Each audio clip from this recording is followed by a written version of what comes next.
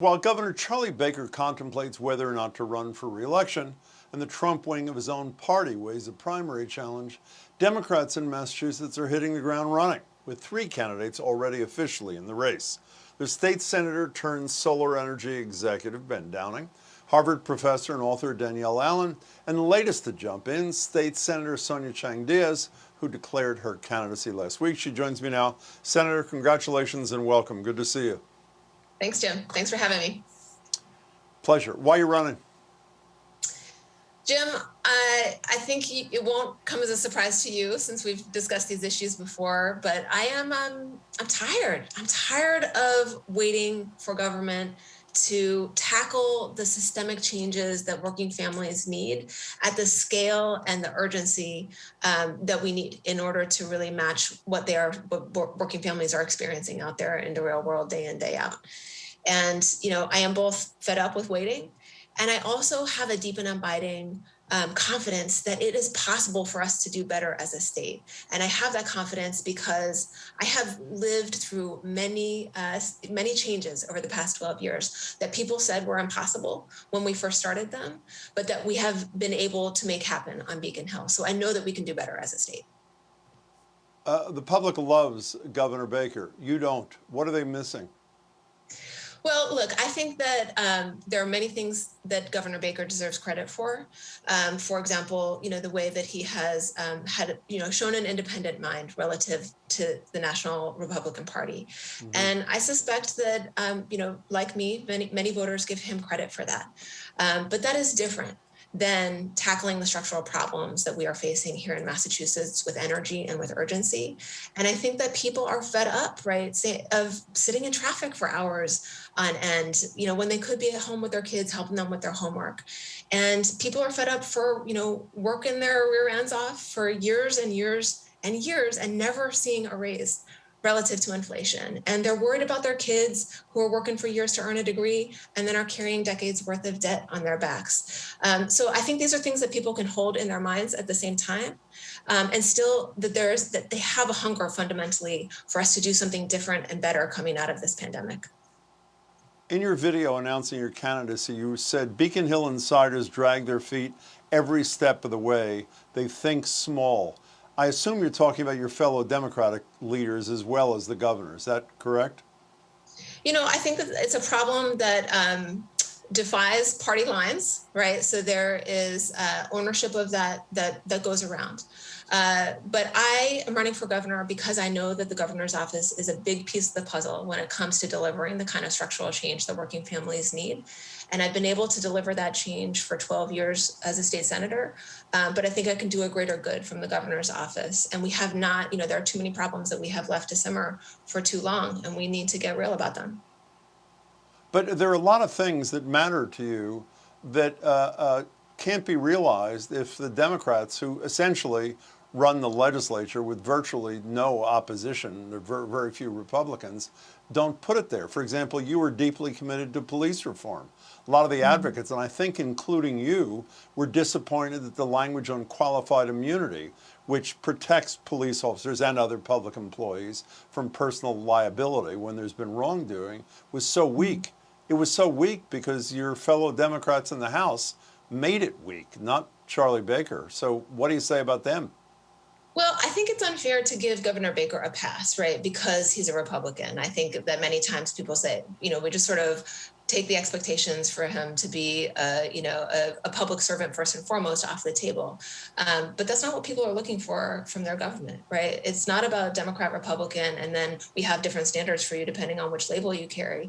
The question is, are we solving the problems that we need to solve in government? And Governor Baker and some of my fellow Democrats, but Governor Baker and the Baker-Polito administration, in the police officer standards and training bill that they put forward in the first place did not have adequate community representation on the governing board for that body, right? We need to do better than that.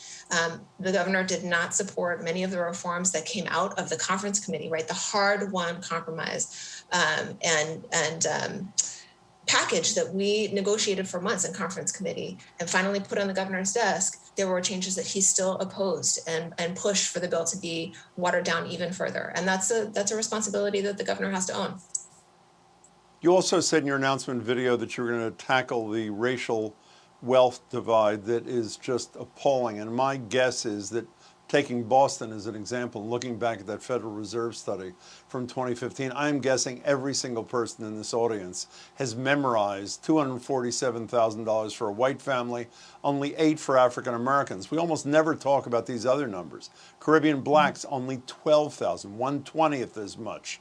Puerto Rican families, 1/80th as much. Other Hispanic, 2,700.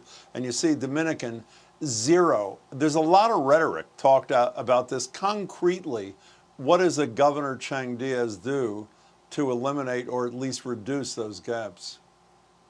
Well, Jim, I mean, I'm so glad you put those numbers up on the screen, right? It's important that we look them in the face and recognize this is a great example of where we need to act with greater urgency. Education, I would say, square one, right, for how we solve that problem. It's not a silver bullet, but it is probably the single biggest lever that we have. And here again, we had to drag Governor Baker to the altar for 4 or 5 years on getting that bill signed into law to make sure that we were adequately funding our pre-K through 12 system. And then even after he signed it into law, just a few short months later, in the first budget proposal that he put out for implementing the law, he shorted the money that was due to low-income communities in that bill. If we want to solve racial disparities and the wealth divide in our state, we have got to get it right in our education system. How many years were you working on that bill? You were chair of the Education Committee for a part of it. How many years did you work on that? 5 or 6 years, depending on when you start the count. And that, so Jim, 5 or 6 years. Whole elementary school career of many, many kids in our state, hundreds of thousands of kids. That was their whole elementary school year. I couldn't agree with you more.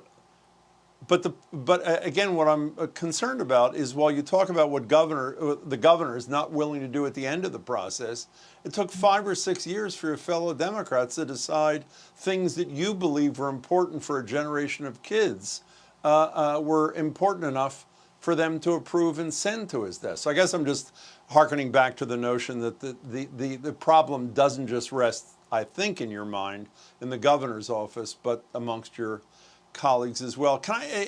We only have a minute left, Senator. As I mentioned, there's another former colleague of yours, Downing, who's running, Danielle Allen, pretty impressive resume in academia and related things.